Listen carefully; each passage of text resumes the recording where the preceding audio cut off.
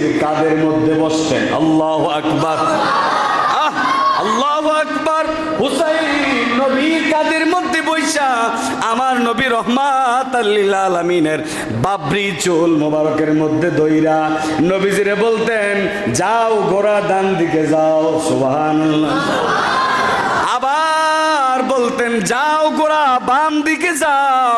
যেই নবীর জন্য কুল কায়নাত সব কিছু সৃষ্টি হয়েছে, সেই নবীজি ঘোড়া, ওই ঘোড়ার উপরে, ওই কাঁধের উপরে হুসাইন। আর একটু জোরে বলেন সুবহানাল্লাহ। ওই নবীর কাঁধের উপরে হুসাইন। যেই হুসাইন নবীর কাঁধের উপরে থাকে, ওই হুসাইনকে তারা হত্যা করতেছে। ওই হুসাইনের গলার মধ্যে সীমার ছুরি চালাইয়া ওই হুসাইনের কল্লাটা আলাদা কইরা দিছে। আরো জোরে বলেন আল্লাহু আকবার। নিষ্ঠুর সীমার নবীজির নাতি হুসাইনের কল্লা যখন আলাদা করে দিলেন, বল্লমের মধ্যে মাথাটা এমনে ঘাই দিয়া, বল্লমের মধ্যে মাথাটা গাই দিয়া ইসলামের পক্ষে কথা বলতে যাইয়া কেমনে মাইর খাইছে। বাবারে, মসজিদের মধ্যে আজকে আমরা আসতে চাই না, নামাজ পড়তে চাই না, ইসলাম মানতে চাই না, কিন্তু ইসলাম তো আমরা এমনে এমনে পাই নাই। হুসাইন নবীজির নাতি হইয়া জীবন দিছে, হাসান নবীর নাতি হইয়া জীবন দিছে। হাজার হাজার লক্ষ লক্ষ সাহাবাই কারাম ইসলামের জন্য জীবন দিয়ে দিছে। শুধু তাই নয়, ইসলামের জন্য হাজার হাজার মুসলমান জিহাদের ময়দানে শহীদ হয়েছে। যে হুসাইন জান্নাতের সার্টিফিকেট পাইছে, ওই হুসাইন পর্যন্ত জীবন দিয়া দিছে। হাসান জান্নাতের চাবি পাইছে, জান্নাতের টিকিট পাইয়াও জীবন দিয়া দিছে। কিন্তু আমরা এত সুন্দরভাবে ইসলামটাকে পাইয়াও কেন মানতে পারি না? বোঝা গেল আজকে আমাদের ঈমান এতটাই কমে গেছে। আমাদের ঈমান কমে যাওয়ার কারণে হুসাইনের মোহাব্বত, হাসানের মোহাব্বত, নবীর মোহাব্বত আমাদের অন্তরে কমে গেছে। আমাদের অন্তরে হাসান হুসাইনের মোহাব্বত কমে যাওয়ার কারণে আজকে আমরা নবীর আদর্শগুলো বাস্তবায়ন করতে পারি না। ঠিক কিনা বলে? ইসলামের জন্য জীবন দিয়ে দিছে, শহীদ হয়ে গেছে। একটা না, দুইটা না, 70টা তীর বুকের ভিতরে লাগে, 100টা 99টা তীর।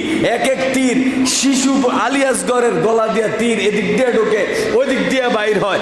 এইভাবে ইসলাম এসেছে আমাদের কাছে। আর আমরা ইসলাম পাইয়া আজকে ইসলাম লইয়া খেলাধুলা করি। কথা বলেন, বাস্তব না বাস্তব? ইসলাম এত সুন্দরভাবে পাইয়া আমরা আজকে ইসলামকে নিয়ে তামাশা করি, ইসলাম মানতে চাই না।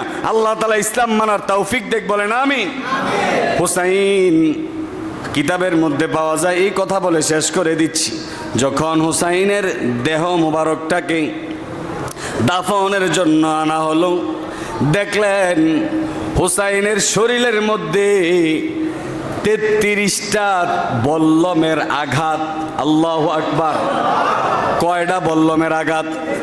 কার শরীর? নবীর নাতির শরীর। কিসের জন্য? ইসলামের জন্য। এই তিনটা কথা শোনেন। কয়টা তীরের আঘাত?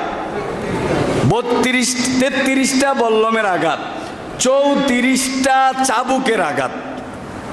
আর পুরা শরীরের ভিতরে দেহটা এতটাই ক্ষত বিক্ষত ছিল, মানে শরীরটা শরীর নাই, ঝাঁঝরা বানায় লেছে কাফের মুশরিকের বাচ্চারা আমার নবীর নাতির উপরে। এই মুনাফিক মুসলমানের বাচ্চারা নবীর নাতির উপরে এই ইসলামের দাওয়াত দিতে যাওয়ার কারণে নবীজির নাতি হুসাইনের শরীরটারে এত পরিমাণ আঘাত করছে, শরীরটারে ঝাঁঝরা বানাইয়া কল্লাটা পর্যন্ত আলাদা করে দিছে।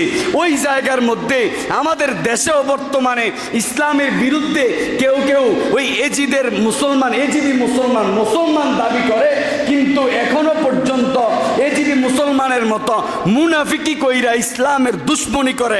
আপনারা বলেন, যদি কেউ ওই যে হুসাইনকে হত্যা করছে ওই ইমানি কথা আমাদের ভিতরে যখন আসবে, আর আমাদের সামনে যদি কাউকে দেখা যায় যে ইসলামের বিরুদ্ধে, নবীজির বিরুদ্ধে, হুসাইনের বিরুদ্ধে, হাসানের বিরুদ্ধে, সাহাবাদের বিরুদ্ধে কেউ কোনো ধরনের সামান্য মুনাফিকি করতে চায়, আপনারা কি এটারে আস্থা রাখবেন?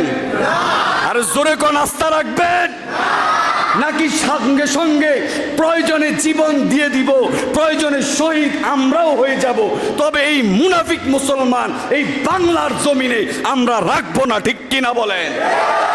আরো জোরে বলেন ঠিক কিনা? নারে তাকবীর, ইয়া হুসাইন ইয়া হুসাইন, আরো জোরে বলেন ইয়া হুসাইন ইয়া হুসাইন।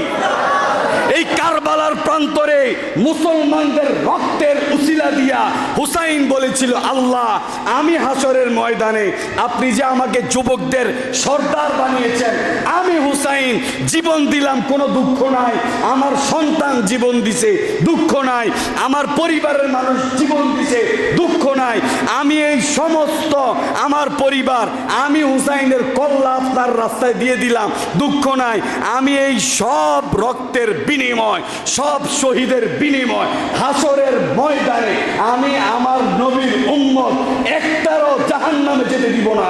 আমি আমার নবীর উম্মত, আমার নানার উম্মত সবগুলো